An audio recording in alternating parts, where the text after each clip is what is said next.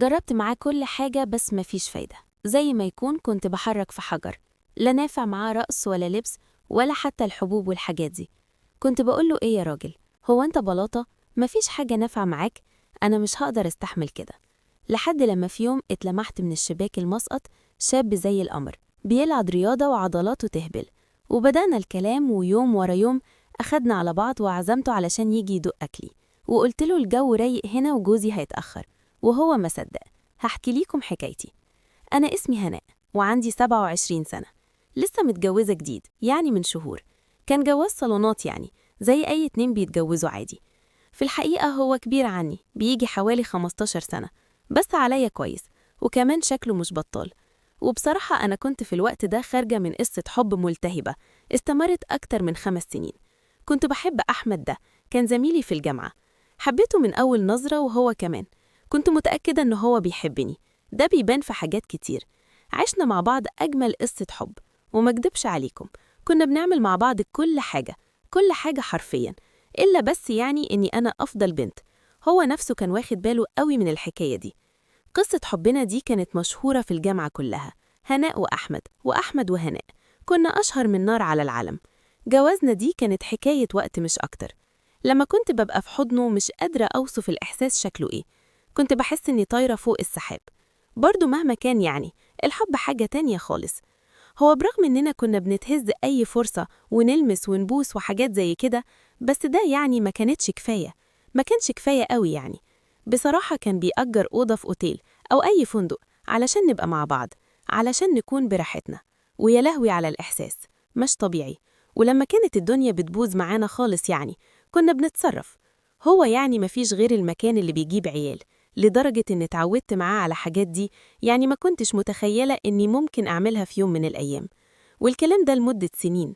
بس فجأة لقيته بيقولي: أنا آسف يا هناء، أبويا غصب عليا إني أتجوز بنت عمي، يا كده يا إما هيحرمني من الميراث. في الأول أنا كنت بحسبه بيهزر، يعني هو لسه فيه الكلام ده؟ قلت له: بطل هزار يا أحمد، ما تبقاش بايخ. قال لي: على فكرة أنا بتكلم بجد.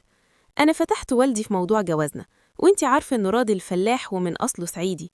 قام عليا وقال لي: أنت مفكر إنه بمزاجك ولا إيه؟ أنت عارف كويس إن من يوم ما عمك مات وساب ليا بنته عايشة، وأنا اللي ربيتها، ومن يومها قريت فتحتها عليك، ومن وإنت عيل لسه صغير. لو ما نفذتش كلامي واتجوزتها، أنت لا ابني ولا أعرفك، واحرمك من الميراث، واكتب أملاكي كلها لإخواتك البنات وبنت عمك. أنا ساعتها كنت بسمعه ودموعي نازلة على خدودي من غير حتى ما أحس. ما كنتش دريانة بالدنيا. معقول أحمد هيسيبني علشان الفلوس؟ صحيح أبوه يعني راجل غني جدا وصاحب أراضي ومزارع وبملايين الملايين، بس واضح إني أنا اللي كنت يعني رومانسية زيادة عن اللزوم، وكنت متخيلة إن ممكن يبيع الدنيا كلها علشاني. بس ده طبعا ما حصلش. في لحظة سابني وما بصش حتى وراه، وفضل عليا الفلوس وبنت عمه اللي عمره ما حبها. وبعدها بحوالي 3 سنين اتقدم ليا إسماعيل، اللي زي ما قلتلكم مفيش بيني وبينه أي حب ولا أي معرفة أصلا، غير إن هو شغال في شركة وحالته المادية كويسة، وورث من أبوه يعني قرشين حلوين، يعني جاهز من مجاميعه. كبير بقى ولا صغير ما فرقش معايا بصراحة. بعد أحمد وقصة الحب اللي كانت بينا واللي حصل منه وكل حاجة بقت زي بعضها. يطلع لي بقى في البخت إسماعيل ولا غيره، مش فارقة. ومن أول يوم كده جوازنا لاحظت إن هو يعني ملوش في العلاقة الزوجية. وقتها قلت عادي، يمكن تعبان ولا مكسوف، ما احنا برضو ما أخدناش لسه على بعض. بس اليوم التاني والأسبوع التاني والتالت ولا في أي حاجة، زي الحجر مش عايز يتحرك.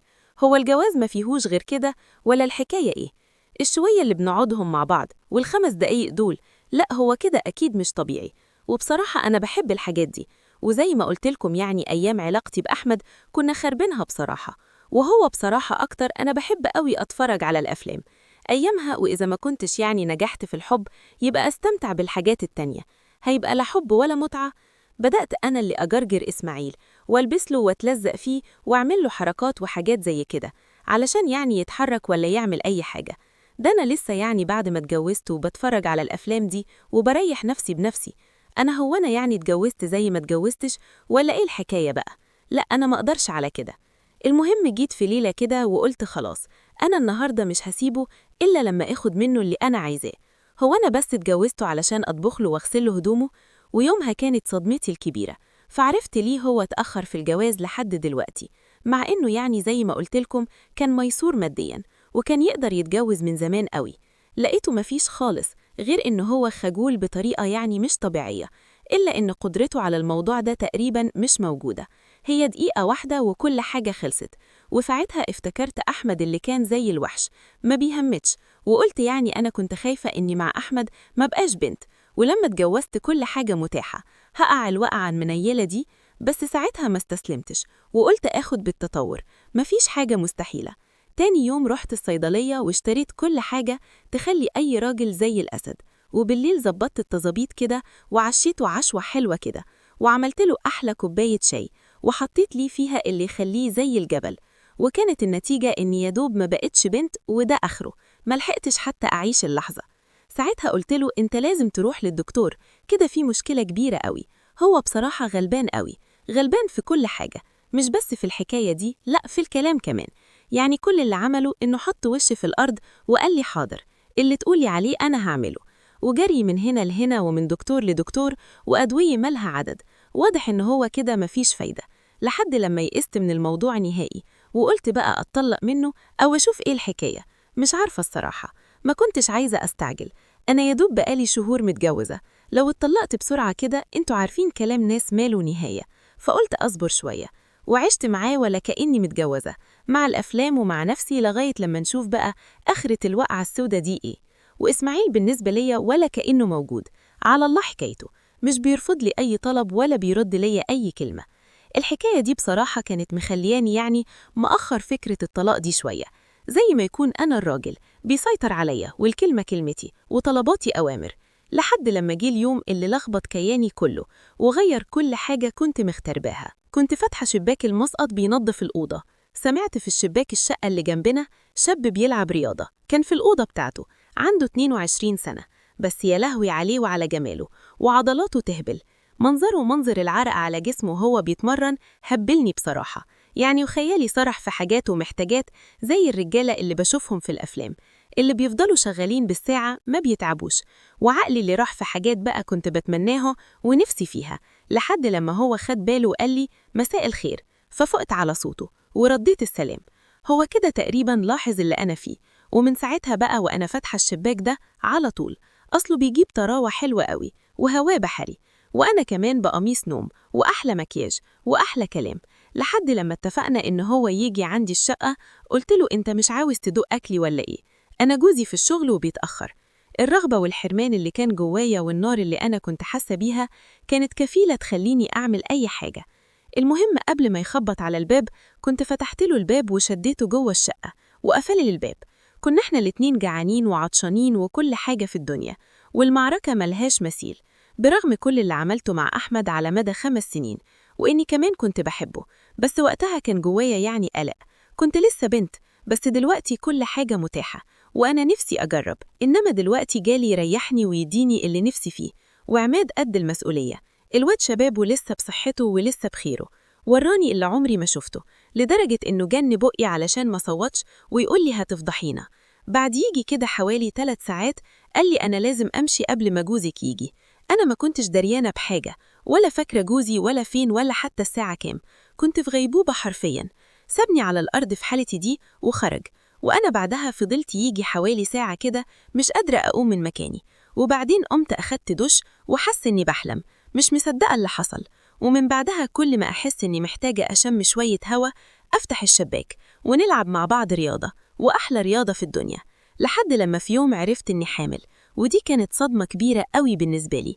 طبعا أول لما عرفت جريت على الشباك وقلت لعماد، قلت له أنا حامل. قال لي مبروك. قلت له أنت بتهزر، الحمل ده منك أنت، هنعمل إيه دلوقتي؟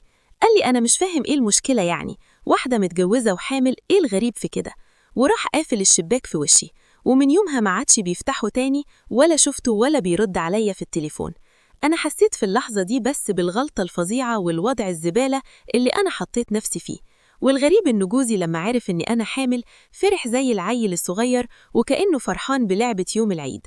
بقول لكم غلبان قوي، بس أنا مش مرتاحة. أنا عارفة كويس قوي إن الحمل ده مش منه، أنا ندمانة ومش عارفة أعمل إيه وأتصرف إزاي.